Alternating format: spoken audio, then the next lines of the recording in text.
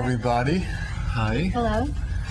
My name is Alan, and on behalf of Wistancia, my co-host, and the crew of the show and the staff of KCTV, we'd like to welcome you all to another show of Bridging Heaven and Earth.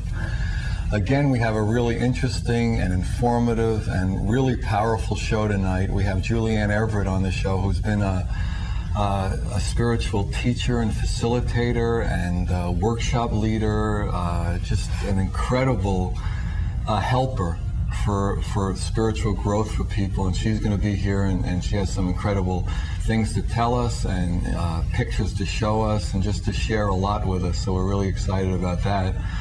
And I also would like to start the show by thanking all the people who called about the last few shows we've had. And actually, we got a special call from a young woman. She called a few times. A young woman named Jamie, and she asked specifically if we could show. She likes the music behind the show, the soundtrack by Michael Hammer. So she asked if we could show a short clip of his that. Of the waterfall that we showed on the first show when he was the guest, so we're going to show a little of that tonight.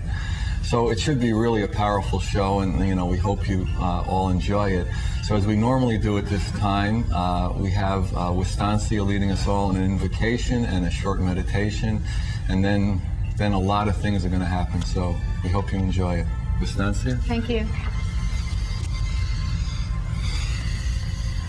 And so we come before Father, Mother God. We come as daughters of God, as sons of God. We come as the children. And we come and request a blessing this night. We request the blessing of love to pour through us, of the open heart. Let this be an invocation to the open heart, that the Christed energies can come and flow through us and open our heart to all that we have ever been, to all that we are becoming, and all that we are in this present moment. And we call forth now to the beloved ascended masters who work with us, who work with mankind, who love the earth, to our special guides and all those who overlight us, and we ask to be overlit this night by the ascended masters who wish and will be here with us. We call forth to Lord Sananda, Jesus the Christ, and ask that he overlight us and open our hearts, he who is known as the Heart Master. We call forth to Mary for compassion and openness. We call to Kuan Yin and ask that all healing that can take place this night, in this hour, that it take place now. We also call forth to the archangels, asking to be overlit by their great beings, by all the light of the higher realms and all the divine beings. We ask now to open to the ascension energies, to the energies of transformation, of preparation for this wonderful, exciting time that we are living in. We ask to feel in our hearts the descent of light into matter, and in our hearts to feel the ascent of matter into light, that maybe both currents can be felt on the spot tonight as we sit here, as we open to the teachings, to some of the new teachings of the Ascended Masters. Let us just sit here as children. I ask now to be in the feeling of forgiveness. May we each forgive ourselves and all others, every lifetime, every feeling that needs to be forgiven, every person. Let the flame of forgiveness, the violet flame of transmutation, flow through us and change us now, just by our love, by our intention. May we move into harmlessness. May we learn to love all those whom we don't understand as much as we love our radiant selves. And I also call forth now to our I Am presences, that great presence of God that is who we are in the truest sense, and our Christed selves, so that we can begin to see truly that we are magnificent, divine human beings, living on the earth as we live in heaven. For we are much greater than we think.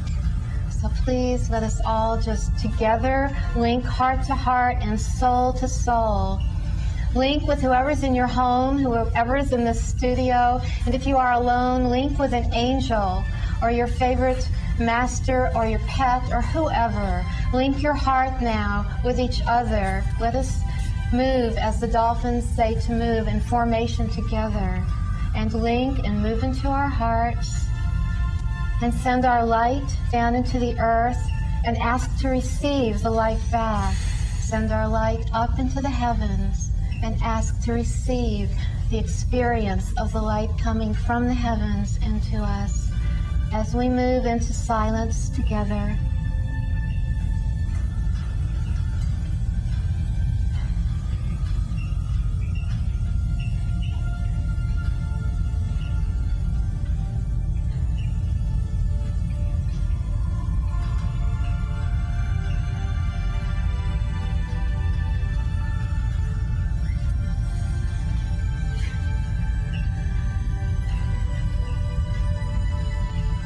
Thank you.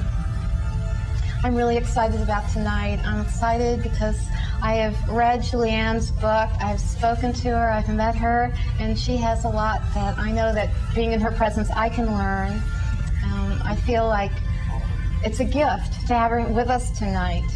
And so we have to move along because we have so much to say and so much to listen to. First, we'll see a short clip of Water Dance, Michael Hammer, the man who behind the soundtrack of this show. So maybe we can just move into that clip, and when we come back we'll have Julianne Everett with us on the set. Whenever you're ready. Here we go.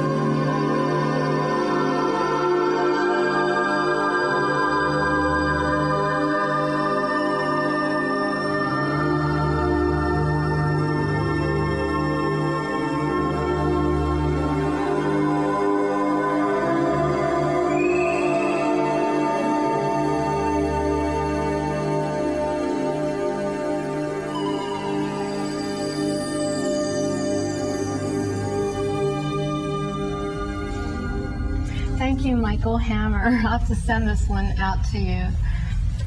So here's Julianne. Julianne's with me, and she's not on the camera right now, but she is sitting here with me. And I would like to ask you, first off, there was this one little quote in the book that I read. Now, she wrote a book called Heart Initiation, and it's The Challenges of Conscious Ascension, and we'll get into Ascension in a minute. But you had this one quote, it's something like, when you first woke up, I don't remember how it goes exactly, but like where have I been all of my life or something like that. You'll wonder where you've been all your life. Right, right. Yeah, maybe, that's really true.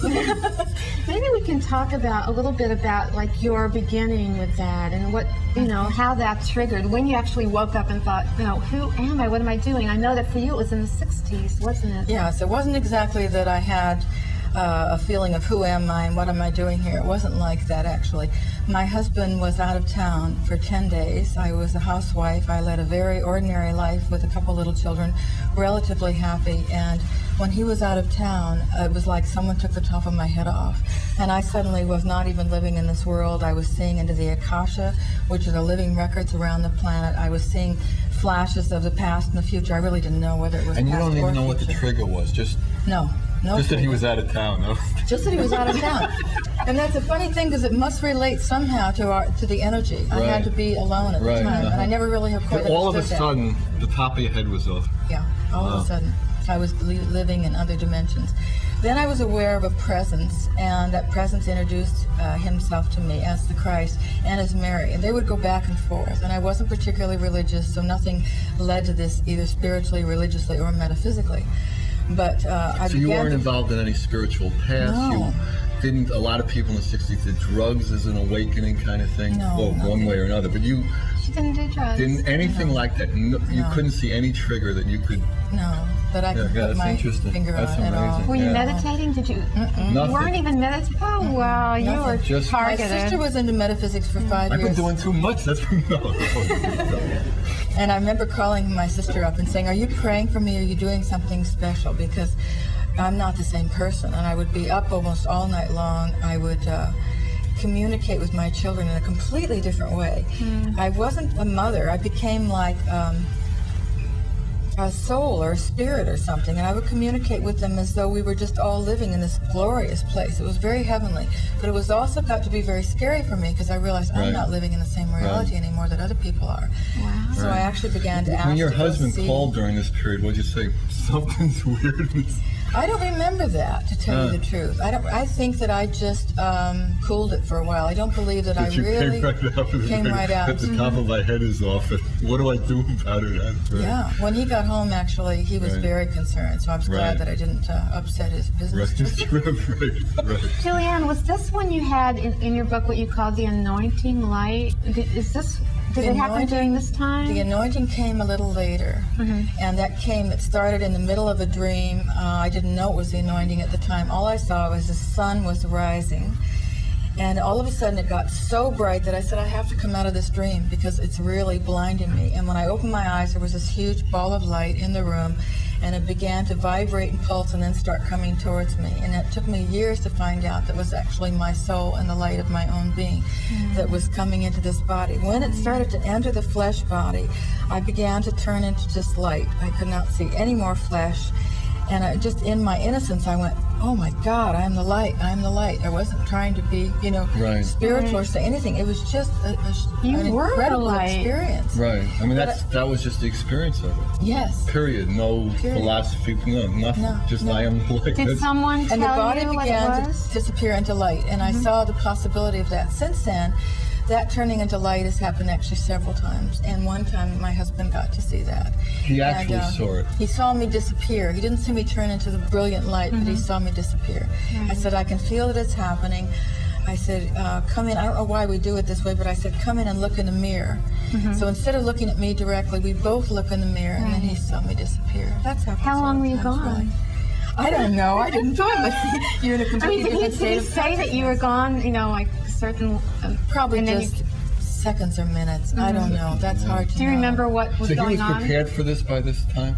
For you doing things that most people in the store don't do? Or... Well, first of all, I've been married for 15 years to the husband that I'm with now. The other husband is no longer on the planet, and he was not ever prepared for it. Never. Well, that was prepared. very hard for him. Right, yeah, I bet. It's a difficult thing. And that shifted our relationship really, and eventually dissolved it because the spiritual stuff was just too threatening to Too powerful, yeah. to our life. really. I remember going with them on a business trip to Bermuda and having to talk to people in an international conference, and at the same time receiving all this stuff about Atlantis and what went on, and the Akasha was very So it's strong. hard to keep on a in regular Bermuda. business conversation like the dutiful wife, right? Yes. It's yeah. very It different. was real hard. I was split in half a lot. Right. Amazing. So talk a little bit about, like in your book, you were talking about how the 60s, how you felt like the 60s was a spiritual revolution. Yes. And then you took it in the book. It was really fascinating, and I agree with it. It's my experience too. How you, the Christ, what you call the Christ process. Could Yes. you talk a little bit about that? All right.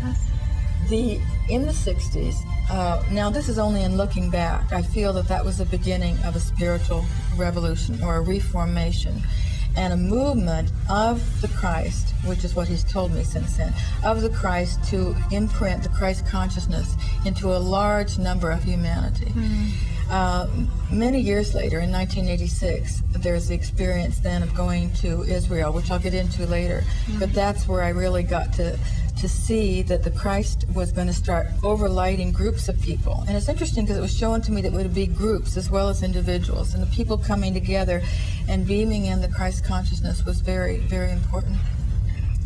In the 60s, And the Christ consciousness is like the consciousness of oneness, of experiences of love. I mean, Yes. how would you define it for people who are not as familiar? It's probably really saying that we move all the energy that's basically been centered at the solar plexus, which is in reactivity and survival, and just these concerns of the ego, moving all that up into unconditional love, which is the center called the chakra in the heart.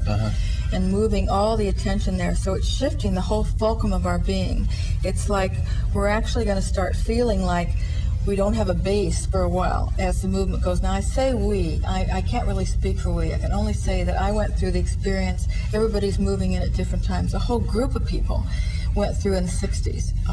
A very large number Like of a people door started to open opened up. for a while and the door seemed to close. And Then a whole nother group Right. opened up in the 70s and the 80s, and some are just coming into it now. So I see that as just a progressive process as we go along.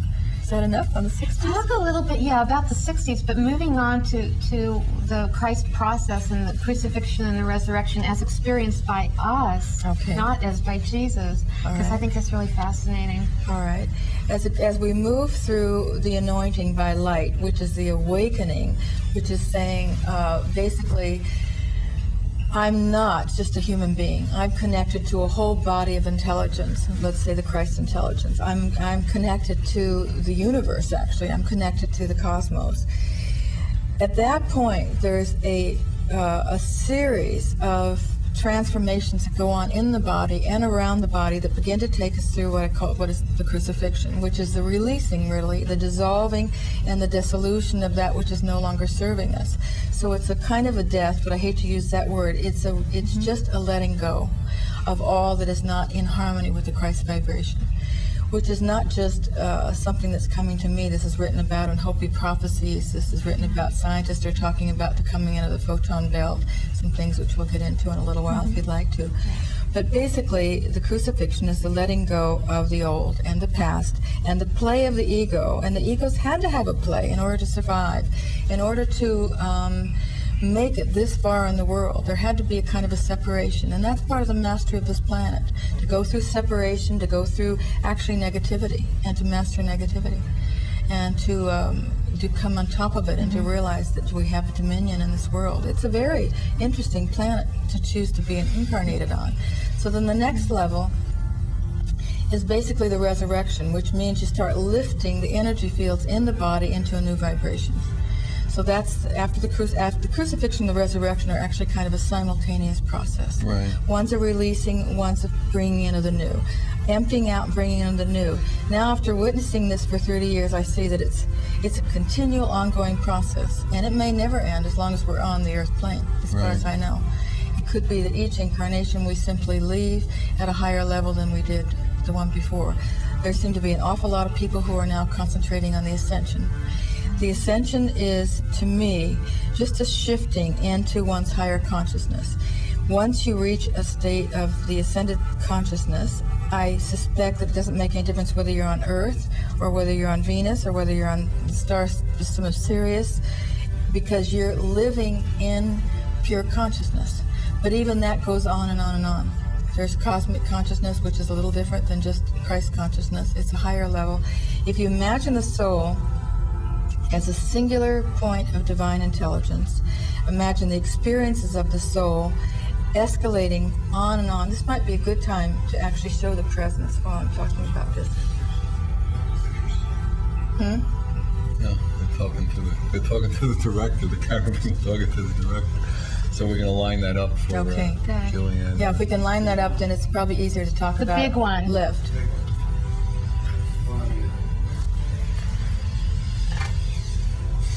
This is a huge print in the studio here. It is a print that Julianne brought with her that she wants to illustrate now. I'll keep So talking about it. Yeah, as soon while as, we're they'll zooming in. pull it up at any minute. Yeah. What it's going to show, a state of Christ consciousness, a state of living in harmony with an aspect of the self that's commonly referred to as the monad or the I am presence. The I am presence has around it spheres of intelligence. The ascension is the process of moving collectively into these spheres. So as I say, you start at a singular point of light and you keep expanding into these other levels of the self. Each of these spheres, which you'll show, of divine intelligence are different, like different waves or frequency wave bands. And they're represented by colors because they actually do emanate a frequency that relates to a color and a sound. All of the energy around the I am presence as a causal body is with us all the time, but we're asleep to it.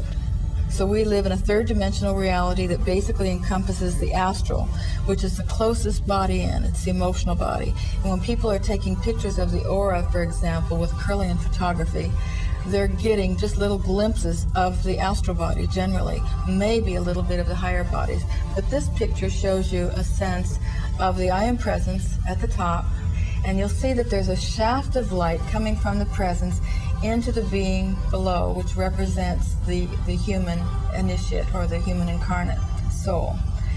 So that shaft of light has been coming in through the crown chakra, which is a specific place in the top of the head, and that is activating, first of all, a place called the Holy of Holies in the center of the head in the crown chakra that's made up by a collective field of intelligence that is kind of a triad of energy between the pineal, the pituitary gland, and the hypothalamus. That particular spot, though, and that focus of a divine intelligence is now dropping into the heart. So it's coming down into the heart of the incarnate soul. And that's what's initiating the heart into what some are calling the solar Christ initiation, and what the even the Mayans refer to Christ consciousness. And so that Christ consciousness is now entering the heart. When that happens, instead of visualizing the presence way out there above the head, and it's 12 to 50 feet high, that presence is now descending around the physical body, and it's vibrating the aura of the incarnate soul. As it's vibrating the aura of the incarnate soul, it's actually shaking free the dross on the cellular molecular body, as well as spinning free the dross that's around the chakras. Dross meaning the negativity? Or accumulation of sort of misqualified thoughts and feelings, limited thoughts, all the things that each of us experience daily. Can you see that in other people? Can you see that I can happen? see chakras, but I close my eyes. I go into another level of consciousness. I can't look into your body right now, but if I close my eyes and ask to see your chakras with your permission, then we could go in and see the energy of the chakras. I'm afraid of doing it on television. Oh my God.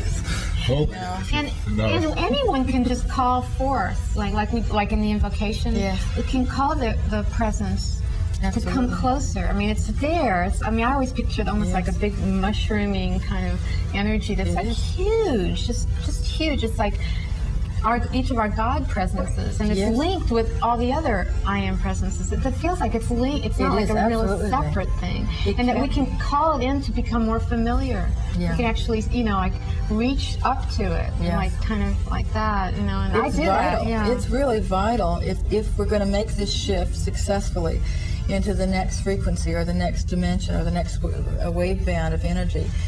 We have to call the presence in and actually ask the presence. We'll have to is a big word. It's beneficial to bring the presence in and ask it to activate your body and actually take charge of your being, world, and affairs. And once you call the presence in, the call compels the answer. It will actually then begin to do that. And does the presence have a name? And when you call, when Called you by say the name, no, it's beloved mighty I am presence. the I am presence? I am presence, because the I am carries the frequency of the I am, so it doesn't need a name. Actually, we have a state of being that's beyond the I am, but the I am is the individualized God state of being. Then you would go out into the void, and that's a whole other subject. But once you say I am, then you accept individualization as an intelligence and a being of pure love and light. The first time that I got to see the presence besides a ball of light, actually see it have any kind of form, I was taken actually out of Marin County off of a mountain, and a group of beings, I was lying on the ground, a group of beings were standing around me, and they said, would you come with us? And I really hesitated because I couldn't see them that well, and I go, is this an abduction or what? Am I going to end up on a rocket ship somewhere? I'm not sure Yeah, of that, right? really, and I was worried. So I waited and I waited, and I felt the energy, and I said, yes, It I'll felt go. healing or loving. in It a felt sense. loving. Loving. And loving enough filled for with you light. to proceed. Yes, Right. for me to proceed. Right. Now, the first thing that happened, though, was really relatively frightening because I went into a compressed state. I felt like I was becoming the weight of the earth. I got so heavy that it was like someone had a huge hand on me and they were shoving me into the earth, which is very interesting because they say when we're going through the photon belt, we're going to speed up and go through such a change of velocity, the whole planet, that we'll feel very compressed, like we're going on the old When I'm pictures with meditating, sometimes I almost feel like that. You know, Yes. that kind of compression. Yeah, this is true. Yeah. So the compression was tremendous, and then all of a sudden there was a pop, Huh. like a rubber band snapping, and then I knew I was in a completely different body. And I still could not see very well, except that I saw that I was in a crystalline field of energy and that my chakras were being aligned somehow by this crystalline field. And at a certain point, the being said, now she's ready, stand up. So I got up from a reclining position, and what I saw was just absolutely so gorgeous, so magnificent. The beings all looked alike. They were all running opalescent energy. They were just living love. And if it had been one, I would think that I was really meeting God. But because Right. there were several, I said, oh my God. I fell to the ground. And I'm in a good club here. yeah.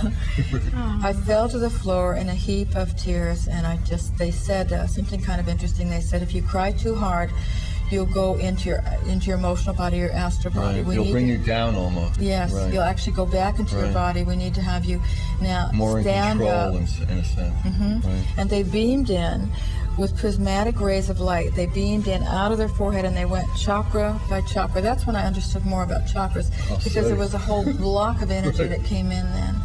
So they went chakra by chakra. It's a good So time when you say you've been taught by masters and by divine beings, I mean you really were taught like physically in their presence. It means a lot to me when you say, you know, I was trained, you know, and they go, well, what do you mean by trained, you know, and like I feel like you really were trained, weren't you? Maybe you could. I don't see them all the time. Train I us mean, a I little need to bit get that clear. I don't see them all the time. Right. That's a very special occurrence. But Is it in a sense speaking almost with you them, get that's different. Okay, I'm sorry. But you get the information that you can handle for a while, then you could pass out, and then you get more information. And It drops in a whole block. This is true. And then it almost takes you a while to Assimilate. assimilate it. Yeah. Yes, and it unfolds. Right. Now, when Right. they really appear, they usually appear in bodies of flame or a living light. Only occasionally do I ever see them with what would be called hair eyes or things Right. like that. They're usually just a body of living light and intelligence, and it just shakes me up, and I go into a real high state of love. That's the first thing. Then the energy starts pouring in. But in between time, I mean almost all the time, the information's coming in, but not always in their presence. So that's what I just want When to it make comes that in, clear. how does it come in? Would you say? I just go and become a receiving station. I just Like know when it's telepathic coming. or- We have our ordinary thoughts Right. day in and day out, and then all of a sudden it's boom, it's like a radio station comes in. And I start receiving information that I just know I'm to pass And is there on. a trigger for that? Is it more apt when you're meditating and more apt when you're walking in the woods, or could it be when you're cooking dinner? Or It can be anytime. Anytime. It doesn't It seem to can be. be when they want to give you this. It sounds Yes. like not necessarily when you're. But you can call them forth, and you can ask for these. I don't get it so much from my personal self. I usually get it when I'm working in group energy, or I'm to write something or to do something. They don't just kind of give it to you for your entertainment. I found that a lot. Or if I'm working with somebody in a private consultation, then it'll come in and we form a collective body, really a council of light. I don't work with just one master, but I did at the beginning. But now it's a whole group field. And Just like they gave you some information for tonight, didn't they? Yes. Yeah, so that's special. Yeah. Really. But you all have that connection, because that connection, like you say, is through your I Am Presence. You call in your I Am Presence. Your I Am Presence already works in councils of the Christ light, possibly even councils of the cosmic Christ light, which means that you get information more on what's going on in our galaxy, related to other universes, related to the cosmos. Most people are just handling clearing up their emotional body and learning how to think properly.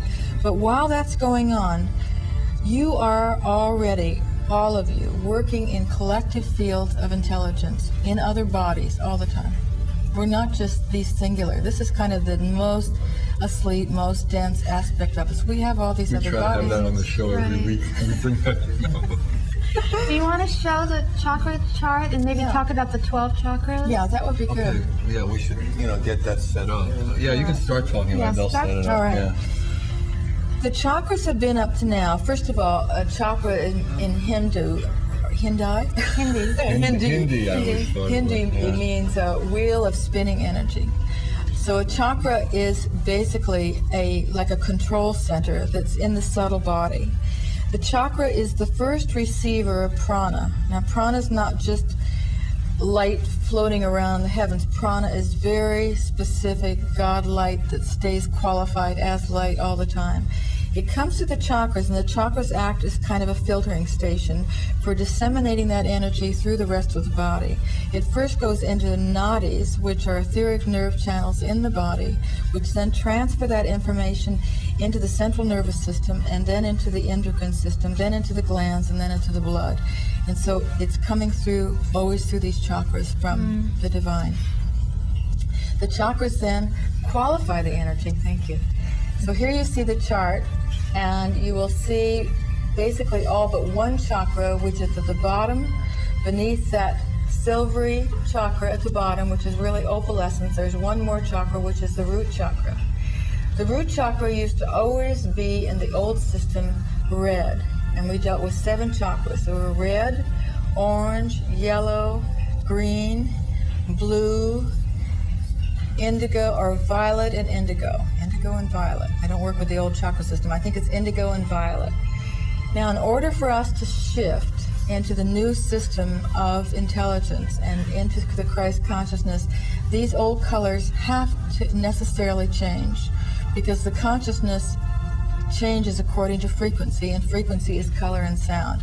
So what used to be red energy at the base chakra is now shifting into the energy of white fire, which means that every chakra that's ascending through the body, all the energy that's ascending out from the earth through the body, is qualified with the ray of purification. So each chakra is now receiving as well, not the intensity of the red, which is old Kundalini, if you've ever heard that expression, which is a coiled serpent at the base of the spine. It was red, and it was really represented intense energy that's been in a state of denial and rest, for good reason. So it's been resting. Most of the people that have Kundalini experiences go through very difficult times, psychologically, mentally, physically. So through the grace of God and the grace of the Mother, as a very important force in this, in birthing us into the Christ consciousness, that energy shifted to white. So that makes a lot of difference right there. So the energy that's rising More to us, soothing in a sense. more soothing, Easier. much in a sense. quieter. Yeah, quieter, right. Much quieter. The red is moved up to mix with an energy in the solar plexus, and the red is mixed with gold. Or can we go back to the chakras? Or is that No, we can go back. We'll too pull it up. difficult? Yeah. No, there it is. Well, I'm We'll talking just- about it. It's better to just show it, I think, because it'll help. First of all, just the old system was red at the bottom, then skip one and go to the second one, which is violet. That's the one that used to be orange. The one that looks orange is really ruby gold. That was the one that was yellow. The one above the yellow is the old heart flame, which was green. The one above the bright pink was the blue, and that's always remained the same. The one above the aqua was the indigo in the brow chakra, the middle of the head, and the one above that is the crown chakra. And the one at the very top is the 13th ray, which is the diamond light of the I Am Presence. And that's really not just in the aura, that's around the whole body. I mean, it's not just really right above the head, that's all over. So that hasn't taken a place in the body. Right. So each of these chakras, through the grace, as I say, of the Mother, really specifically, the old chakras are now receiving 5 new impulses of light, and these are the descending chakras, and they're coming in between the old ones, and they're spinning the dross off the old chakras. Is that like an evolution of the human species, would you say? Yes. As part of the evolution of the human species? To move into a 12-strand DNA, to move into the 12 solar meridians in the body, to move into the 12 light bodies of consciousness, we have to have a 12-fold chakra system. So this was inevitable for these times. But we've been kept basically at kind of idling at 7 chakras and a 2-strand DNA, waiting for these times. It's a good way to say it. Right. Actually, maybe you wanted to lead us all in a meditative journey. I mean, All we right. could start that because I know the hour's going really I fast can't for believe everybody. it's going so but, fast. It's I mean, already there's just so much information coming out. Yeah, I don't know. Yeah. Yeah, it's really incredible. So why don't you just All right. lead us on what you want to lead us on, and hopefully, right. hopefully everybody can stay with you. I guess if I can, a lot of people. This is not really just a meditative journey, which I expected it to be, but what I've been asked to do by the Masters is to really do a little bit of both. This will be partly a teaching and partly an invocation and partly a meditative journey. Okay. So it's Go a ahead, it's all combination. Okay. You're going to show the clip? it will come on. It will come on? Well, Yeah. you're going to have Yeah, here to... it comes. All right.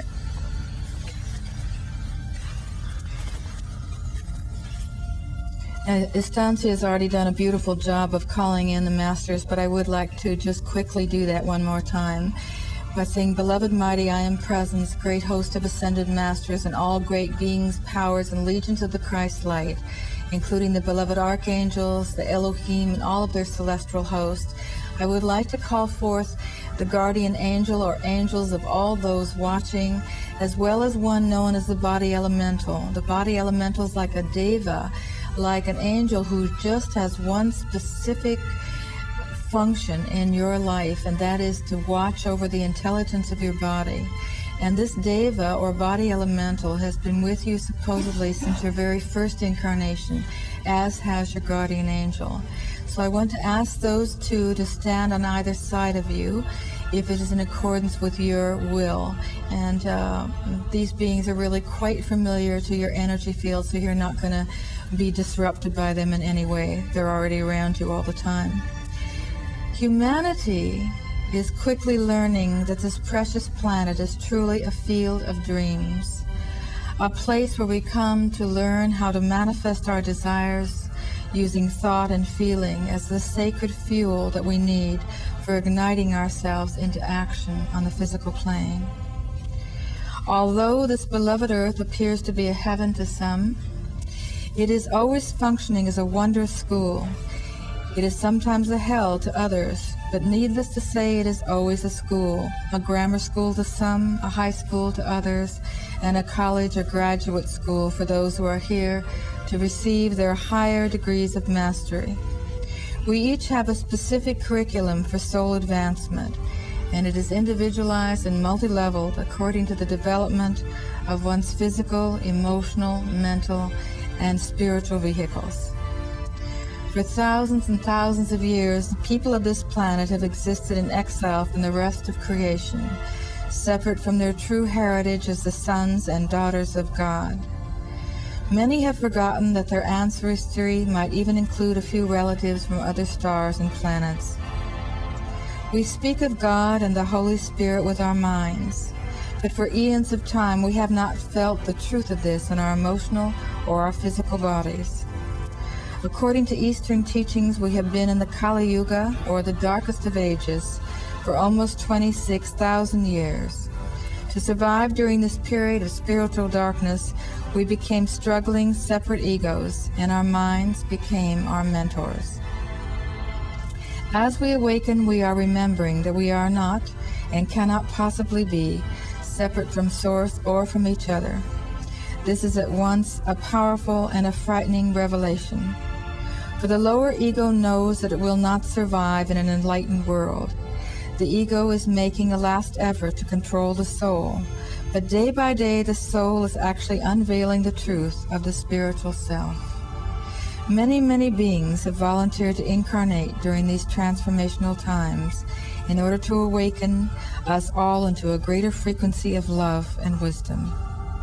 Although we do indeed come here to fulfill our relationship dreams and to manifest our desires, we also come here for accelerating our soul growth. The Hopi prophecies state that at this particular time in our evolution, we must completely align our souls with the Christ consciousness and with the Great Spirit, or else we will have to experience intense personal and planetary purification by fire. Our conscious thoughts and our spoken words are the most powerful ways we have of exercising our divine gift of free will. Over the years, we have created an accumulative strata of unconscious thought. It often acts as a magnetic force field for attracting or amplifying the negative conditions of our world.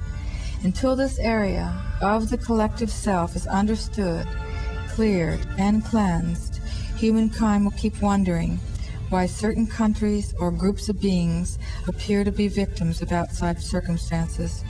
Truly, there are no victims that are not born out of the conscious or unconscious projections of the people involved. We have the power to heal and to release what is no longer worth supporting. We have the power and the love to preserve only what is serving our highest calling and to co-create what we deeply feel and know to be our divine heritage. To grow spiritually requires a deep-seated willingness and a strong commitment to see everyone as a part of the exquisite whole expression of God in form. Living from and as the essence of divine love is what will heal the despair, destruction, and fear-based belief systems of the third-dimensional world. Erase right now any sense you may harbor in the secret recesses of your being that says you are meant to be less than your fully perfected self. Erase any sense you may harbor that has you believe that you cannot believe the thoughts that will collectively lift you into higher and higher states of ongoing consciousness. Most of us have not experienced living on this planet as joy-filled, self-realized beings. And even though many metaphysicians believe that this planet has already moved into the fourth dimension, this is not most people's reality. You will know when you begin shifting into the fourth dimension, when you begin to witness everything and everyone as simply energy, vibration, and consciousness. You will now come out and open your eyes and allow yourself to feel a full embrace of the I Am Presence which you've seen pictured, and feel that I Am Presence anchoring itself into the heart, and that will stimulate the imprint of a divine being which has actually been seen inside of your heart and photographed by a doctor. And this photograph is supposed to be on file at Oxford University, and it was a flame that was found in the fifth chamber of an airtight cell in the heart, and it was magnified, I think, 3,000 to 10,000 times. And when it was magnified, they saw inside of that flame a divine being, and that divine being is like the microcosm of the Christ that is seated within every heart of every man, woman, and child. So that's not an exclusive thing. Everyone has a soul and this full potential to be awakened. And the Christ is really a term that means literally the anointed one. Now I've read that. I've never really looked it up in any kind of a dictionary, but I've read that that's what it means. So these are very, very special times. Yes, they are. That was really beautiful. No, I felt an absolutely huge presence above me, and I know that it was me. You know, it's like I didn't feel separate from it. Yes. You know, it's something that I've been feeling for a while. And, Yes. You know, I wanted to ask you a question now that you're here. And actually, last night I walked into the bathroom, and it was in the middle of the night, and I I didn't turn the light on because as my hand was just about to turn the switch, Yes. I saw one of those balls of light. And I've seen this. I've had this experience. I haven't had the experience you talked about of being transported and like that, but the whole bathroom lit up and Yes. circular. And I went, oh, okay. And I don't need to turn the light on. I also didn't need to go to the bathroom. It was like I just stood there transfixed and just drawn into this beautiful, beautiful light.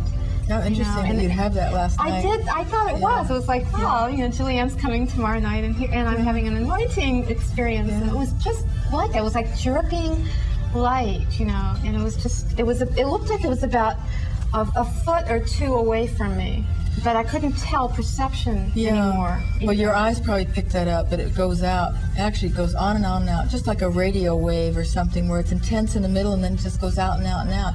But we generally cannot see past the fourth dimension, and we're just developing what I'd say fifth dimensional sight and then sixth dimensional sight. And as literally the eyes are having to adjust to these new frequencies.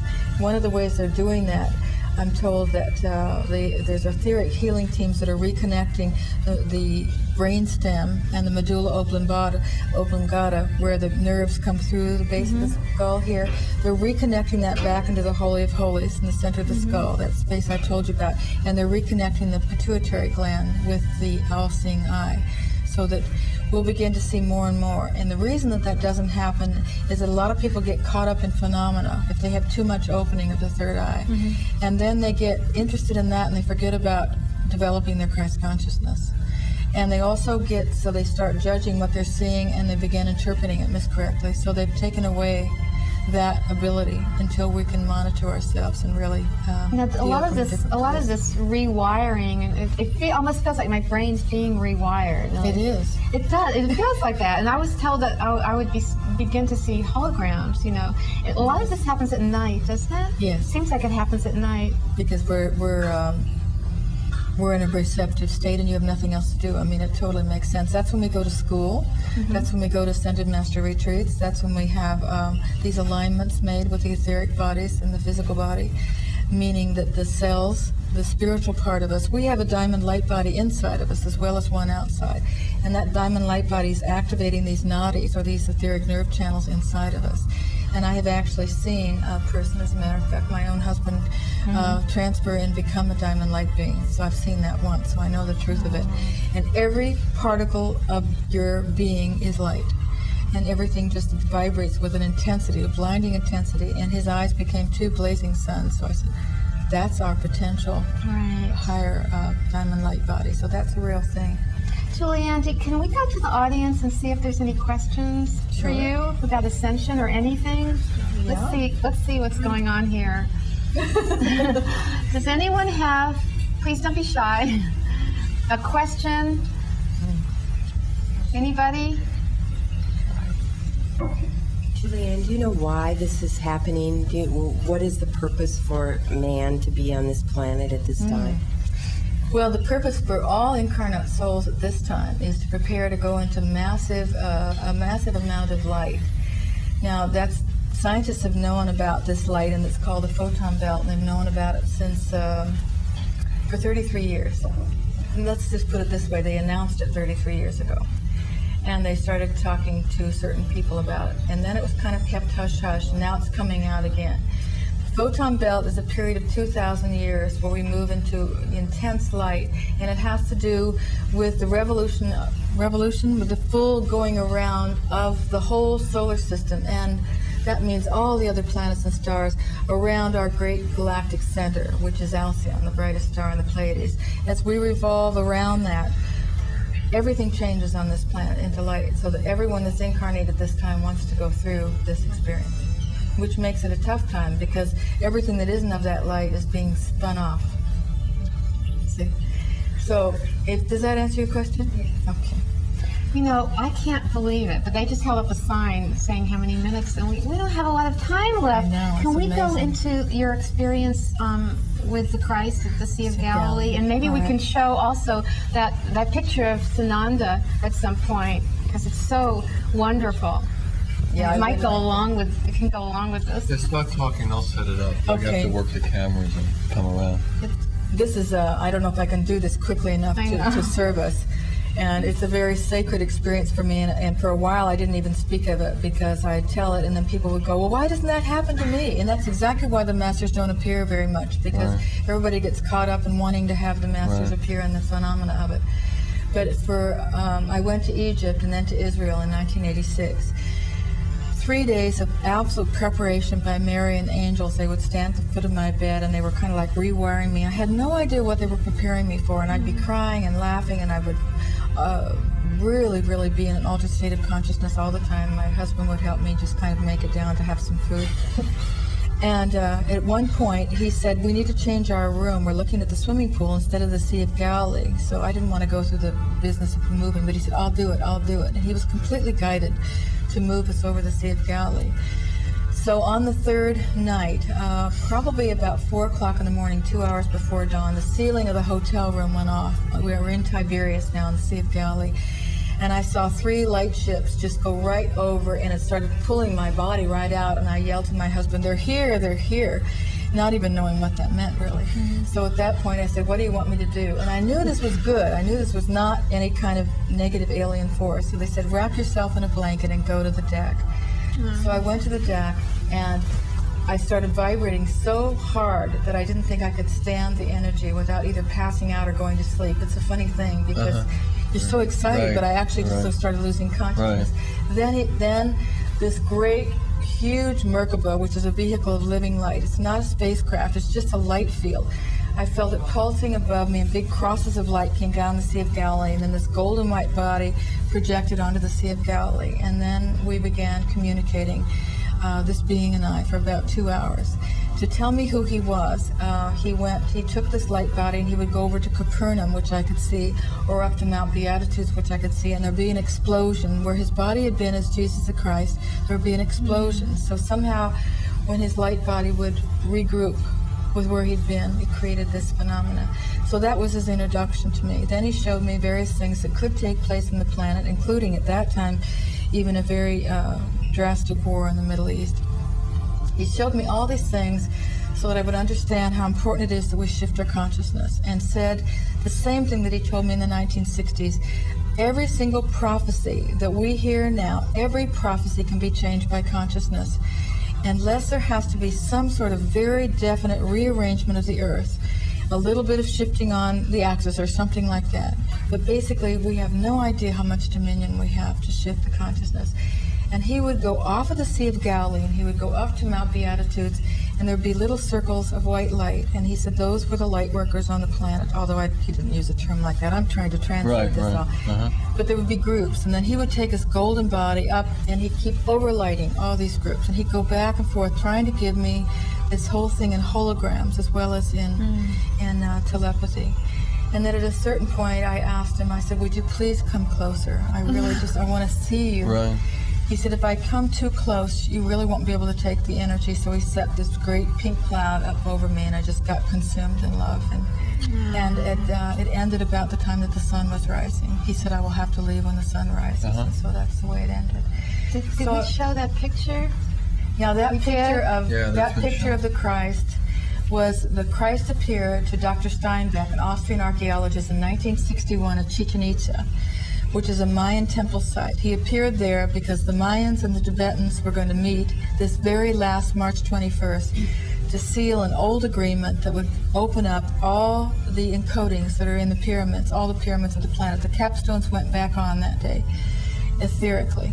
And the Christ brought his energy in there, so everything would be aligned with Christ consciousness. So that's 33 years later, this happened. And this is last March. So that's really very, very exciting. That's incredible. The fact that he appeared, and if you look at those eyes, you will see a Christ, obviously a Christ conscious being, who is holding a frequency of the fifth dimension. You see the peace and the love and the beauty in those eyes, and those are real eyes, and that's a real photograph. So it's pretty exciting. Well, we're almost out of time. I mean, I just gave a 30-second sign, and just thanks for coming. And Thank you so much. Wow, I can't believe how fast we just got started. Show the book? And this is, let's just show for a second the book that Julianne's written that has all these, heart initiation, awakening to the challenges of conscious ascension. And also she has tapes, and get in touch with us. Get in touch with us. If you like, and good night, and thank you for watching. And it's been an incredible show for me, and I hope it's been an incredible show for you all. And next week we have, the next 2 weeks, I know we have incredible shows coming up, so good night. Bless you.